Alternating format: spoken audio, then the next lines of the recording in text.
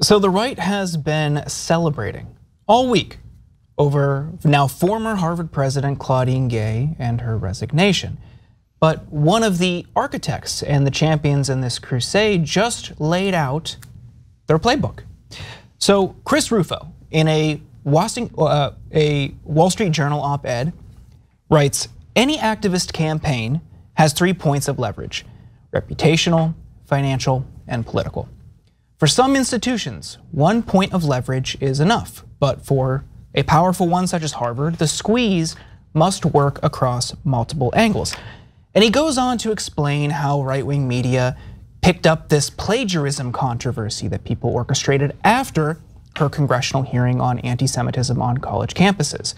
He then explains how hedge fund people and billionaires were threatening to withhold donations to the university, exercising financial leverage. And of course, that congressional hearing gave the school a headache. But he continues. Conservatives face enormous disadvantages in public discourse. Most significant, the progressive left's near monopoly on prestige media. By raising these dynamics to the surface, we can begin to challenge and subvert them. It worked. After ignoring the story for more than a week, the center-left publications began to corroborate allegations of Ms. Gay's plagiarism and raise questions about her leadership. And this is the biggest part. The media took the bait. If this story was just bouncing around conservative websites for weeks, maybe it would have ended differently. So before we get into our discussion, I do want to point out just how much the New York Times specifically covered this story. And Adam Johnson, who is fantastic, you should check out his work, pointed out that articles about Claudine Gay and her various scandals were top 5 featured stories on the New York Times homepage on December 7th, 8th, 9th, 10th, 11th, 12th, 13th, 14th, 17th, 22nd, and 25th. And her firing was the top story when that occurred. There is simply no way that is proportionate, sober, or reasonable coverage. Now, I'm curious what both of you think about this playbook that they're telegraphing. They're showing you how they're doing this. Yeah, so first of all, I think it's interesting that he publicly, openly wrote a how-to manual on cancel culture. And now the right wing is not only celebrating cancel culture, they're telling you how to do it. This is how you do it. Here you go, and it's in the Wall Street Journal. You go and you find something that would be a character assassination of someone and ruin their reputation. Whether it's true or untrue is totally, utterly irrelevant. And then you go and make it up, and then you pressure the mainstream media, which are a bunch of suckers, into doing whatever the hell you told them to. By the way, all the while crying about how they don't have any power. What are you talking about? You're bragging about getting the presidents of Harvard and Penn fired.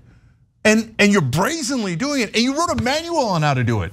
So first of all, there's no way any right-winger that was in favor of either of those actions can ever complain about cancel culture.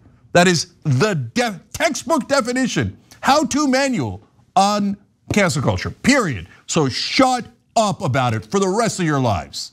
So that's just a fact, okay? So then secondly, mainstream media, how stupid are you? Like, and by the way, just so you know, he makes it sound like it's him and he came up with this genius strategy. No, I wrote about this back in 2005 at Huffington Post. And it was a blog post I did on the 7 ways to destroy political opponents. Now, I, unlike Chris Rufo, didn't say I'm doing it and bragging about it. I was saying to the Democrats, watch out, this is what they do every time, you schmucks, right? And one of the things that I explained in that blog post was they then try to get your own side to bury you, right? Then they'll say, oh, do you denounce her? Oh, you don't denounce her? Oh, that's it, you're an in this case, you're an anti-Semite. You hate all Jews, etc. Well, first of all, there was no from the river to the sea chant at Harvard at all. And there was some hassling of a student, which I think is 10 times worse, 1,000 times worse. But good news, Claudine Gay called that out and said it was wrong. So she said, look, she stated the policy. The policy is you can't harass an individual. Good, that's right, that should be the policy, right? But in a political context, yes, you can chant things. And even though they didn't chant that, they did apparently chant about the Intifada. Intifada, again, a giant political question as to what it means, right? And so, but I think part of it is that mainstream media totally agreed with them on this. And so the New York Times wanted to get her fired. So they these guys wanted to were a convenient excuse. So this is just, it's terrible for America in every way, but thank you to them for admitting the hatchet jobs and the character assassinations they do on a regular basis. Is anyone ever going to wake up? I've been saying this for how many years now? Remember I talked about how they did it to Elliot Spitzer. They've done it to countless people. They've done it to me. When is it gonna get through, Al Franken, when is it gonna get through your head that these are character assassinations? How about when they write an op-ed in the Wall Street Journal going, we like to character assassinate anyone who doesn't agree with us and get them canceled and ruin their life? Does that help? It's got a blinking neon sign on it. Does that help you understand? No, I guarantee you the next time that this happens, mainstream media and huge portions of the left will help them destroy one of our own. It is absolutely the case that this is, as Cenk has suggested, old school Oppo research that is fed to the media, and then the media carries the ball. And that's exactly what happened. The media so anxious not to offend, and it's also true that the liberal spectrum is more likely to go after their own than the conservative or right-wing spectrum. They would likely close ranks around someone who was in a similar controversy. The minute you saw the plagiarism thing come up, you knew it was Oppo research. And very few people on the left anyway could survive a 2-week news cycle of the sort that Jordan just mentioned. So yeah, this struck me as very old school. I think Cenk put it well, character assassination. It is basic Oppo research. The minute you saw the plagiarism thing, you knew that's what was going on. This is a far more nuanced situation at Harvard and across these elite universities than I think was being played out in the press. And that's another thing. This is an easy to understand thing, whether it's easy to have an opinion on if you don't see the nuance. I myself fell into a kind of inability to really distinguish what was going on until I actually looked at the testimony. So yeah, this is really old school, but in this environment, which is highly polarized, it becomes new school. So it's in part, it's about her and her losing that position, because that was a significant hire. I mean, this was the first woman of color to run that school, which I have no affiliation with the school. I don't really care about the health of Harvard, but for her and for what that means to people, that is significant. And that's why they targeted her. So this isn't the first time that Chris Rufo has done something like this. Think back to when the critical race theory controversy on the right first began to emerge. He helped gin that up, and just look at the data. It came out of nowhere. You can see how people's awareness of that term materialized almost overnight. Now, you all know that critical race theory is taught in law schools as an alternative way to understand and teach the law. But he convinced gullible conservatives that it's everywhere, and especially in elementary school kids' textbooks. But he's telling you what they're going to do next, and that's with DEI, diversity, equity, and inclusion. And you can see the same trends. Look at this. You can see the interest in DEI, diversity, equity, and inclusion, following the same trajectory. He's doing this all over again, and he's targeting high-profile people of color or women who want an inclusive world, want inclusive workplaces, which is something that's good and we should all celebrate. But he's explicitly telling you, one goal for 2024, 50% plus net reduction of DEI jobs in corporate America, put the entire industry into chaos, make it a career path to nowhere. What more do people need? What do you make of this? Yeah, so again, my frustration is around not them attempting this. I get it. And by the way, there's like, on the left, there was only one group that has ever been effective like this in actually targeting someone and getting them, but not because they disagreed with diversity. That's because the people on the right said atrocious, horrible, horrific things about other people, right? But even then, I didn't really agree, to be honest. And it was Color of Change. They're an incredibly powerful, great, dynamic, basically African-American group that made a huge difference. And they were the people who got Glenn Beck fired, right? And they had a couple of other successes. But I said, guys, be careful. Now here, in this case, I'm biased, okay? Because I said, if you guys go after them based on challenging their advertisers, which was their strategy, they're gonna do it back to us. But the right wing has infinite money and the left wing has almost no money.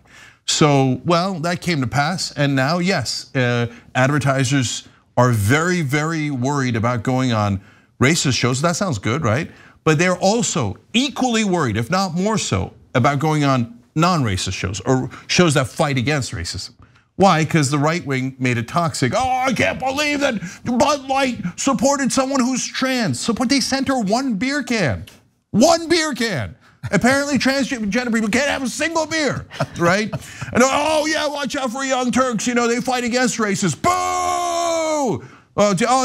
So now we're in a mosh pit of misinformation, et cetera, et cetera. So, but outside of Color of Change, who did it in a legitimate way, but in a way that I just explained I don't agree with, right? No one on the left has the capacity to do this. We have almost no money, we have no infrastructure. Meanwhile, when the right wing writes about it like we're like some sort of, we Svengalis that control the whole country, we control nothing. Are you crazy? I brag all the time, we got 11 Justice Democrats in the Congress out of 535, okay? Where do we control everything? I don't know what the hell you're talking about. But guys, the underlying problem is the one that is so infuriating. The issue of Claudine Gay's, whether what kind of chance she condemns forcefully enough or not forcefully enough, or her so-called plagiarism because of inadequate citations. And look, I read some of it. Some of it was like, she says, she cites a stat about 50% of Americans think this. And they're like, and here it is in another book, 50% of Americans believe this. Yeah, because it's a stat. It's a stat, they both use the same stat, right? What is she never, once one person writes a stat in a book, no one else is allowed to say it? Inadequate citations, do you have any idea how microscopic that issue is? Like outside of protecting Israel, let's keep it real, okay? Would the New York Times have written on December 7th, 8th, 9th, 10th, 11th, 12th, 13th, 14th, 15th, 17th, 22nd, and 25th about how Oberlin's assistant dean missed 3 citations in 1987? Of course not. This is insane. So if you helped to butcher her career, congratulations. You helped these conservative dirtbags, and they're laughing at you. We got these idiots in mainstream media and these idiots on the left to bury their own. Ha ha, we win. That's what that op-ed is. But so be proud. This is why, though, the mainstream media has some power, Cenk, don't you think? Because they do play it down the middle. They do respond to the public outcry as ever, and the red meat associated with what you're talking about. I'm sort of a newcomer to YouTube. My show's only been on a little over a year, and I see the way even YouTube will demonetize a show or reduce my monetization because I'm dealing with politics, and that's not as advertiser friendly. So what does that mean? That means that mainstream voices like the mainstream media have even more power because advertisers still go there. So the MSs of the world, the CNNs of the world, Fox News channels of the world, they have more power. And I just see how they respond to the public discourse and which way it's going. So as they introduce critical race theory and as they introduce the jihadism associated with getting rid of these university presidents, you see how the mainstream media can lead that charge. Yeah, no, the mainstream media is the cancer. I mean, I hate to say it because we love journalism and we want there to be great journalism. And whenever New York Times, Washington Post, et cetera, does a great story, we go out of our way to say, what a wonderful story, do more like that, right? Because we don't want to kill them off like the right wing. We want to make them better. But they're so terrible. And so why are they terrible? Number one is you see they fall right into this trap, or they're conservative themselves. So they wanted to get rid of them. Let's be honest, you don't write 28 different articles about the smallest issue in America. Now think about it this way. They're focused on, she didn't denounce a chant enough and she missed a citation in 1997, right? Meanwhile, but this started with genocide. Okay, we're worried about it. Of course, we're all worried about it, right? On either side. Wait, is that true? Are we both worried about it? Because Stefanik, who brought this up in the first place, voted for genocide. She said, oh, you can kill as many Palestinian civilians as you want. I don't care. Every Republican, most Democrats said, we don't care. Kill, murder as many Palestinian civilians as you want. Don't genocide, ethnic cleansing. 85% of Palestinians in Gaza now don't have a home. They've been driven out of their homes. Where's the congressional hearings? Where? Now look, I'm fair. New York Times has done some great reporting about that, okay? But now you're gonna turn around and you're gonna say, no, she has to be eliminated. This microscopic issue. So look, the other part of it is mainstream media hates progressives, hates us. They hate us 2,000 times more than they hate the right wing. So let's keep it real. I understand a lot of reporters are on the quote unquote liberal side. You mention anything progressive, they almost vomit. Because they, look, I'll play a little pop psychology here. I'm going too far, but I'll do it anyway.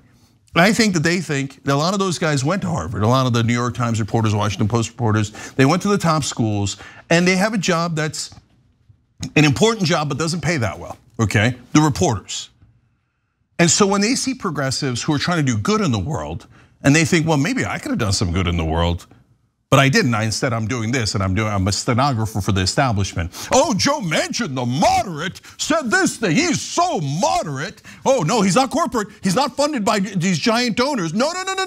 So when they see a progressive doing something positive in the world, they view it as a personal insult. Like, oh, so you think change is possible in the world?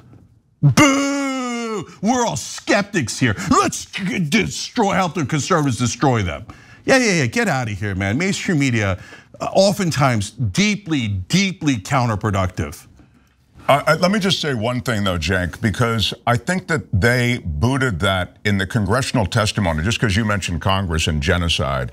I thought they booted that question unnecessarily. The question wasn't about some chants in some general sense. They were specifically asked about the calling for a genocide against Jews. You don't think that they're going to handle that question a little bit more? I didn't think that was a particularly tough question to handle. Yeah, look, it's super easy to handle. They didn't handle it though, super easy. Yeah, okay, so but Mark, I don't disagree with that. And they did what their lawyers instructed them. I know it, there's no question in my mind. They wrote up a statement, you gotta read this, don't vary from it, etc. is my guess. But I've been through enough of those to know that that makes sense, that tracks, right. Okay. So how would I have answered it? Like, we're gonna talk about genocide of Jews or Palestinians at Harvard or Penn? No way. No way, right? And so, but how we regulate that is an important and difficult question. Let's talk it through, right? And I would have had a human conversation about it. We're not ever gonna let you intimidate, terrorize Jewish students. Never gonna happen, okay? That's crazy. And so we'll take any action we need to do to make sure that doesn't happen. So should they have answered it that way? Yes. So they went with their lawyer's advice and didn't answer it as vituperatively as I just did. Right, or as honestly, I mean, with any gray area. Right, so that's why they should be fired? Like over that thing, where they're actually correct on the policy, but they didn't scream it like I did. Well, they didn't respect I presume the gray area that the policy allows. I mean, if you're really calling for the genocide of Jews in campus discourse, that's a different thing than river to the sea, which you can interpret as you say. But the question was easy. The question mentioned genocide of Jews, Cenk. It was not a hard question. Come on. No, I hear you on that, Mark. But listen, whenever there's a situation like that, I always flip it to my identity and say, hey, do I view it the same way? Great, that's okay. Right, so, and I went to Penn. So if the president of Penn was asked and they said, okay, what do you think about if people are chanting about the genocide of Muslims? Which, by the way, a lot of people are calling for the genocide of Muslims in Gaza, right? And she answered the same exact way that her lawyer boilerplate that they gave her. I wouldn't want her fired. There's no way I would want her fired, because I know she read the lawyer's comment and the statement she made about the policy is actually correct. And that's the least problem that Muslims have in this country. That a theoretical chant that didn't happen, she read the correct policy, but didn't sound pissed enough about it. Oh, there's no way I would ask for her to get fired. Well, you've read a lot into that response, even to the hypothetical. I don't know. I just didn't see it as a difficult question. I mean, the hypothetical was so cartoonish, so as to, I thought, provoke an easy response on her part, and the response of the other presidents. So last thing I'll say on it is, Mark. So what the policy is, if you're directing it at a student and they surround a Muslim student, they surround a Jewish student, and they yell at him, totally wrong. You can and will be punished at Penn, Harvard, etc. Okay, that's the policy, and they stated that. Okay, but if you do a generalized chant, the Jews will not replace us, right? They did it in Charlottesville. They didn't get arrested over it, right? That's freedom of speech. We hate it, but it's freedom of speech. The Muslims will not replace us. We hate the Muslims. The Muslims are dogs. We should kill the Muslims, etc.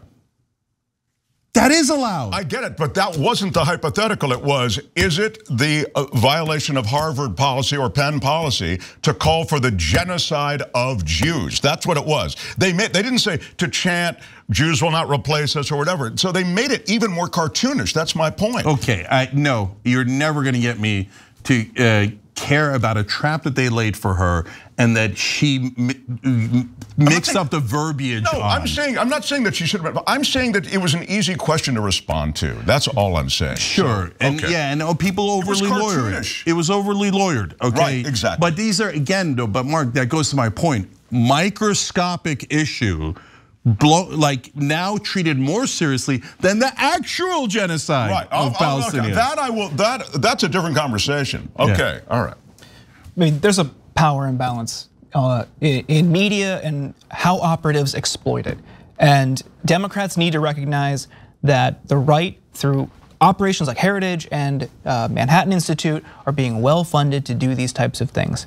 And they are driving narratives and built an ecosystem in the media that is working. They are obtaining their objectives. They have total capture over all of these institutions, and they're looking for more. They're looking for elite schools. They're looking for legacy media. He explicitly laments in this op-ed that center left, or also progressive, which he uses interchangeably, even though we know it's not, he complains that they have control over legacy media.